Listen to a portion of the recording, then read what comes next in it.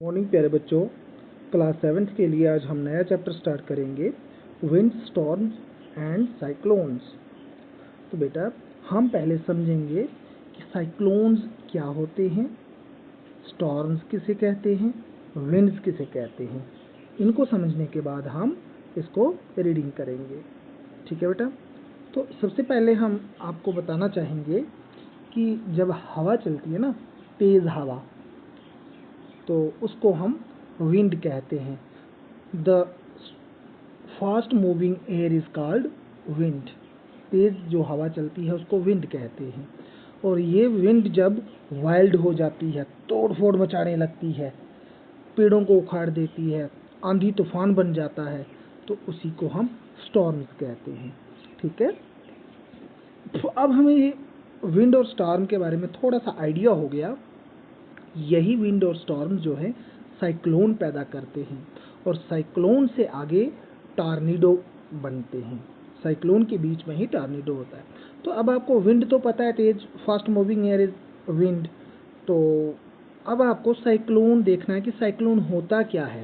पहले साइक्लोन का बेसिक जब आप समझ लोगे, साइक्लोन कैसे बनते हैं ये समझ लोगे, तो आपको आसानी हो जाएगी साइक्लोन को समझने में, विंड स्टॉर्म्स के बारे में समझने में। Structure of a cyclone. The center of the cyclone is a calm area and is called the eye of the storm. It is a region free of clouds and has light winds. Around this calm and clear eye there is a cloud region where there are high speed winds and heavy rain. Cyclone कैसा होता है? एक cyclone जब गोल गोल आंधी तूफान गोल गोल घूमता है ना, बहुत दूर तक, लगभग 2000 किलोमीटर तक इसका एरिया रहता है, इसके सर्कल का। इतने बड़े एरिया के बीच में सेंटर में एक पॉइंट होता है जिसको आई ऑफ द स्टॉर्म कहते हैं। तूफान आंधी जो है इसका सेंटर जो होता है उसको हम आई कहते हैं। ठीक है। तो ये रीजन जो होता है ये फ्री ऑफ क्लाउड्स होता है, इसमें बादल नहीं होते और हवा भी हल्की होती है इसके सेंटर में। साइडों में तो बहुत तेज हवा होती है लेकिन सेंटर में कम होती है। इस एरिया जो आई का एरिया है, इसके चारों ओर एक क्लाउड रीजन होता है, एक बादलों का घेरा बना होता है। उन बादलों के घेरा में तेज आंधी तूफान चलता है। ठीक है। तो ये हो गया स्ट्रक्चर ऑफ साइक्लोन। के सेंटर में क्या होता है? साइक्लोन के सेंटर में एक एरिया होता है जिसको आई ऑफ साइक्लोन कहते हैं। साइक्लोन बनते कैसे हैं? ये हवा की डायरेक्शन और स्पीड पे डिपेंड करता है। आंधी तूफान जब चलता है तो उसकी डायरेक्शन कैसी है, एरिया कितना ले रहा है, उस पे डिपेंड करता है साइक्लोन। टेम्परेचर और ह्यूमिडिटी कैसी है, ये भी बहुत ज़रूरी चीज़ें हैं साइक्लोन के लिए। ठीक है। जैसे जैसे ह्यूमिडिटी बढ़ती जाती है तो क्या होता है कि हवा के दबाव में फ़र्क पड़ता है। जो सतह समंदर, मतलब समंदर या ज़मीन के लेवल पे जो हवा होती है उसका प्रेशर, और जो ज़मीन के ऊपरी हाइट में जो हवा है इसके प्रेशर में फ़र्क आता है।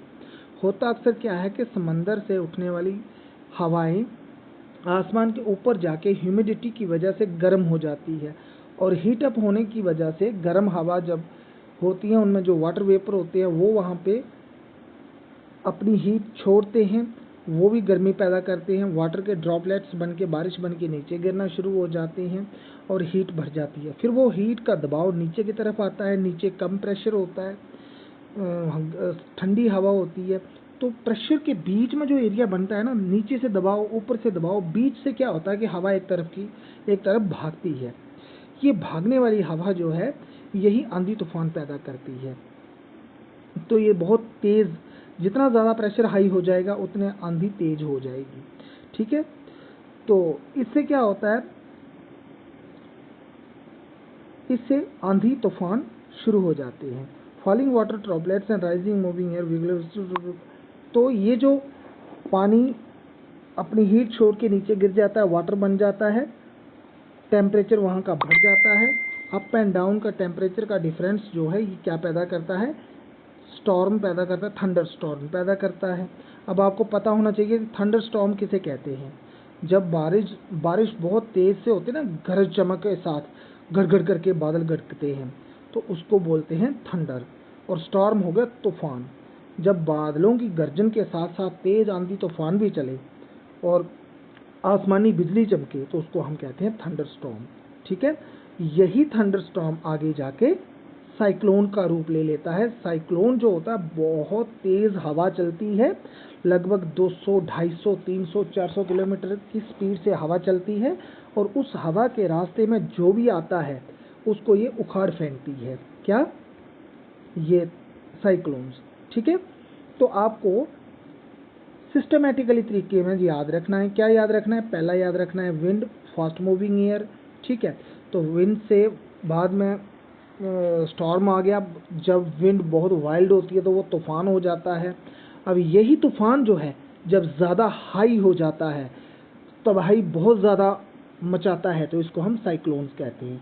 साइक्लोन के सेंटर में एक पॉइंट होता है जिसको हम आई ऑफ द साइक्लोन कहते हैं। ठीक है, इसको अब आपकी बुक से हम रीडिंग नेक्स्ट वीडियो में कर रहे हैं।